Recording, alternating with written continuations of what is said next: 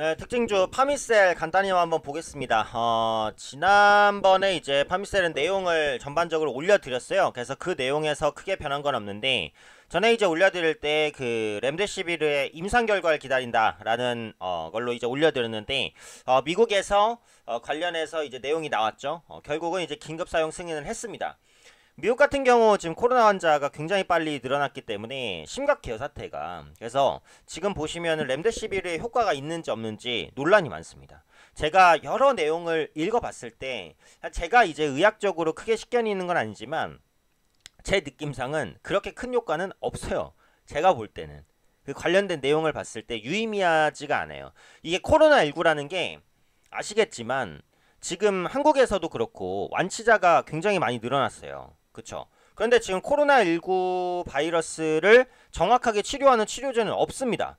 그럼 결국 그걸 치료한 것은 대증요법, 비슷한 다른 치료법, 혹은 자가적으로 치료된 경우도 생각보다는 많아요. 그래서 그렇기 때문에 렘데시비르 투여군에서 의미 있는 결과가 나왔다고 하더라도 그게 대상이 굉장히 많거나 반복적이거나 이런 구체적인 데이터가 쌓이지 않는 이상은 확실히 효과가 있다고 장담하기는 어려운 거예요. 다만 앞서 말씀드린 대로 상황의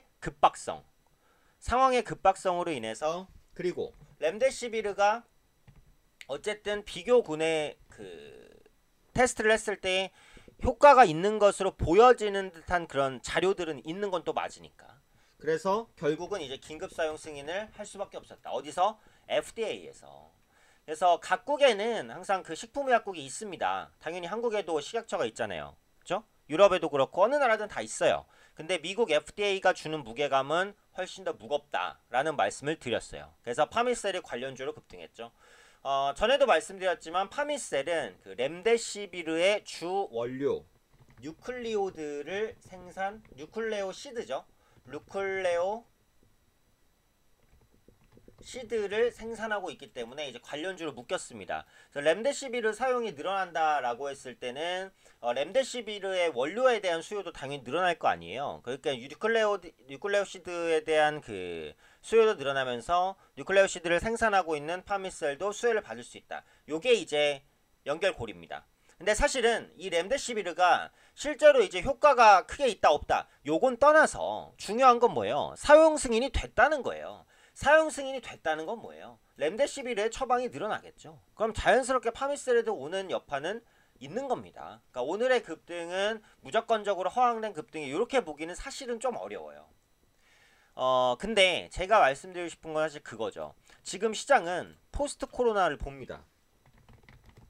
제가 몇 번 말씀드렸지만 코로나 이후를 보고 있어요. 5월 시장은 정확하게 그렇게 움직일 가능성이 높아요. 한국 같은 경우 5월 5일 이후 사회적 거리두기가 내일까지입니다. 내일 끝나면 5월 6일부터 자율방역, 조금 더 완화된 규제로 들어가요.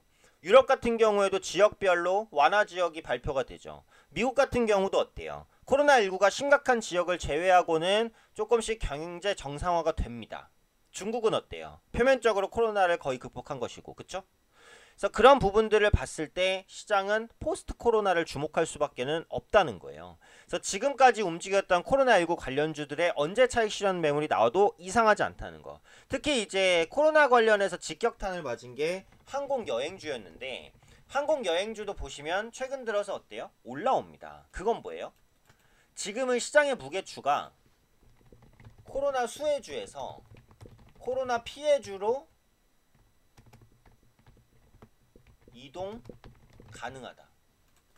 전략적으로 봤을 때는 이게 중요한 거거든요. 그래서 지금은 이제 코로나 관련주를 보유하고 계신 분들은 흐름에 따라서 조금 더 보유할 수도 있지만 신규적으로 이제 코로나19 수혜주를 진입하는 것은 리스크가 클 수 있다고 생각합니다. 다만 글로벌적으로 경제활동이 재개된 이후에 코로나19가 재확산된다면 그때 가서는 또 코로나19 관련주가 또 요동칠 수는 있어요. 하지만 지금 상황에서 주의가 필요하다. 그래서 코로나 수혜주가 이제 딱 꺾인다 이건 아니에요. 앞으로도 이제 급등하거나 할 수도 있는데 그 기간이 좀 짧아지거나 변동성이 커지는 모습이 나타날 수 있기 때문에 지금은 오히려 포스트 코로나 시대, 코로나가 지나간 시대에 코로나 때문에 피해를 받았던 종목 중 뭐가 더 빠르게 튀어오를 수 있을 것이냐, 이 부분에 집중하는 것이 투자적인 전략 측면에서는 더 유리한 전략이 되지 않을까 생각됩니다.